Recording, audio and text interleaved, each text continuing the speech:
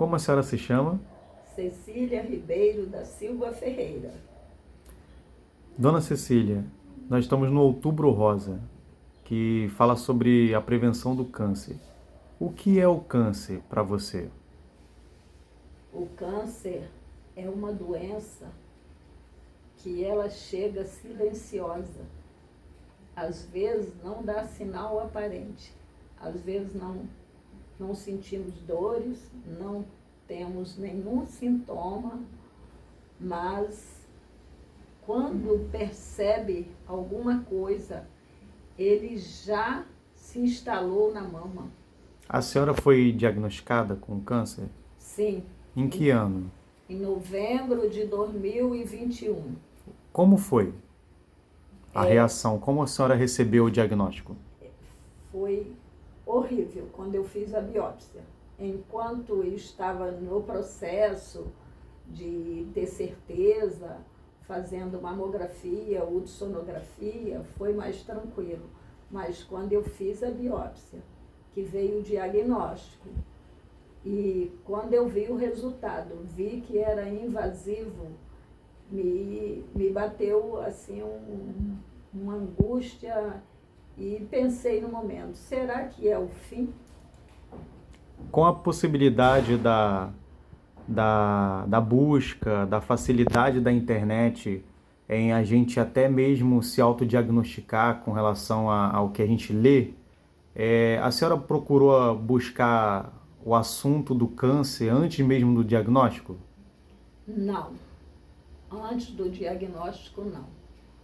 Mas quando eu fui diagnosticada, que veio ali o nome, o tipo de câncer que tinha me acometido, aí eu busquei para entender como era aquele tipo e como ele agia no meu corpo.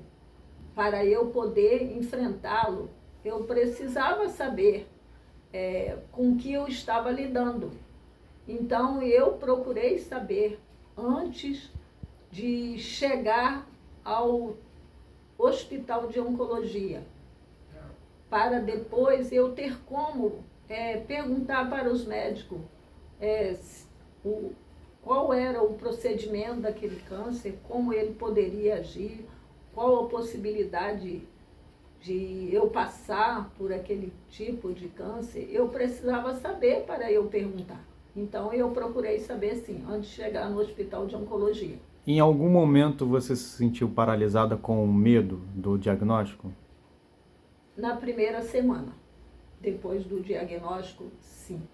Eu fiquei, porque a gente vai para a fila do CISREG, não, aí a gente fica naquela, vai levar muito tempo para eu ser chamada? Será que vai dar tempo?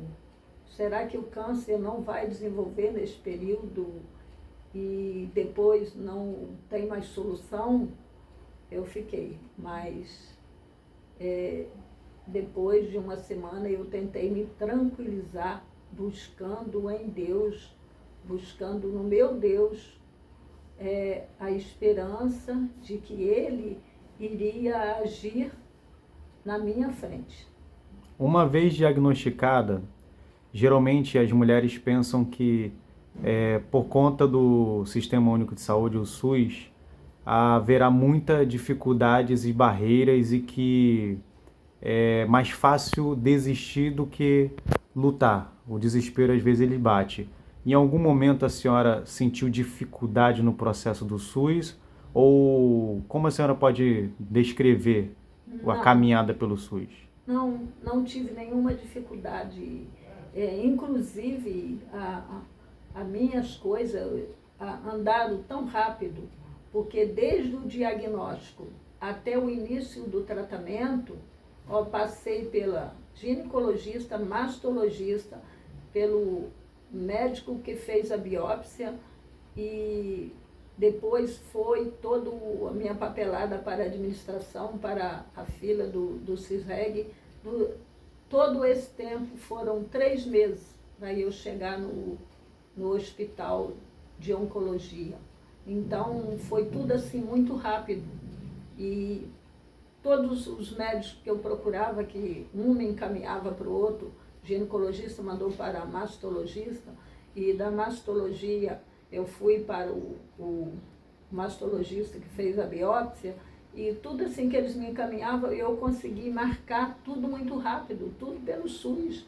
Não tive nenhuma dificuldade em concluir os procedimentos que eu precisava antes de começar o tratamento no Hospital de Oncologia. Quais foram, no caso, as etapas desde da entrada no hospital, do diagnóstico? Quais foram as etapas que a senhora passou? Quando eu cheguei no Hospital de Oncologia, então, a primeira coisa que eles pedem são as lâminas que foram feitas a biópsia para fazer o exame imunohistoquímico, porque esse exame imunohistoquímico é que traz toda a informação do tipo de câncer que está acometendo a mama. Então, após esse exame, que também não levou muito tempo, o médico já prescreveu para mim quatro químio, que começou a vermelha primeiro, 4 vermelha, e depois eu faria a branca, seriam 12 brancas e 4 vermelhas. E sendo que quando eu terminei as 4 vermelhas, a doutora examinou e falou, não precisa continuar. Eu vou suspender e vou te encaminhar para a cirurgia. E aí ela suspendeu em agosto de 2022 e eu fui para a cirurgia em dezembro de 2022. E aí fiz a cirurgia, que não pôde ser feita em dezembro, foi em janeiro. E depois, após a cirurgia, fui encaminhada para a radioterapia, que foi em abril de 2023. E assim encerrou o tratamento, né, ali os procedimentos medicamentosos.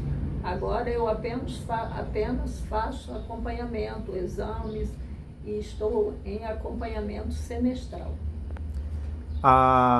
O diagnóstico vindo aí com tratamento, e quando a senhora foi encaminhada para a cirurgia, qual foi a cirurgia que a senhora realizou?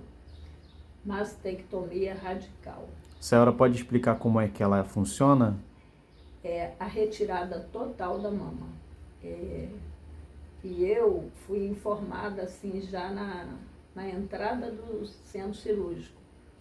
O médico disse para mim assim, Dona Cecília, embora esteja aqui a opção da gente tirar só o local onde o câncer está instalado, mas eu, na minha opinião, eu retiraria tudo, porque o tipo de câncer que acometeu a senhora tem células muito parecidas com a célula da mama. Então, vamos que a gente tire só o local. E aí mais tarde, aí tem uma célula perdida no restante da mama que ficou. Aí mais tarde essa célula vem desenvolver novamente. Então, na minha opinião, é melhor retirar tudo. O que a senhora acha? E eu tive que decidir ali na entrada do centro cirúrgico. Eu falei com o médico, eu já orei a Deus para que ele desse direção a vocês. Se o senhor acha melhor tirar tudo, então tira tudo. Então fez a mastectomia radical. E ali mesmo foi oferecido, orientado, ou posteriormente, como é que foi a parte da reconstrução? Então, após a gente fazer a mastectomia, fica em acompanhamento, porque pode inflamar, né? Pode causar alguma coisa ali que ainda não se sabe, né, no momento que faz cirurgia. Então, eu fiquei neste acompanhamento até mais ou menos, foi feito em janeiro, fiquei até fevereiro. né? Indo lá, olhando, verificando. Mas, graças a Deus, não houve nenhuma complicação, nenhuma inflamação, ficou tudo, sarou tudo rapidamente, e como sarou, ficou tudo bem, aí me encaminharam para a radioterapia. Uhum. E a reconstrução? Então, a reconstrução só pode ser feita no mínimo, né, 1 ano após a radioterapia, porque a radioterapia, ela resseca a pele, ela endurece a pele, então tem que ter um bom espaço de tempo para que haja ali naquele local que a pele tenta, né, se recompor. Então eu fui encaminhada para a reconstrução em dezembro de 2024. Dezembro de 2023, já fui encaminhada. A doutora falou para mim que ia me colocar, né, na fila da reconstrução, e eu disse que eu não queria. Eu não queria mais mexer com cirurgia e tal. Ela falou para mim, olha, isso aí mais tarde pode trazer até um problema na sua coluna. E eu não sabia disso. Então, eu vou te colocar na fila. Até lá você tem tempo para pensar. Se quando chegar a época você não quiser, você desiste. Mas vai pensando nisso que eu te falei. E assim ficou, né? Eu fiquei na fila para fazer a reconstrução. E quando foi em maio deste ano, de 2025, que nós estamos, o médico lá do hospital passou para mim um comunicado que a minha cirurgia de reconstrução seria feita em junho de 2025. E aí eu já estava pronta, porque eu fui pensando em tudo e também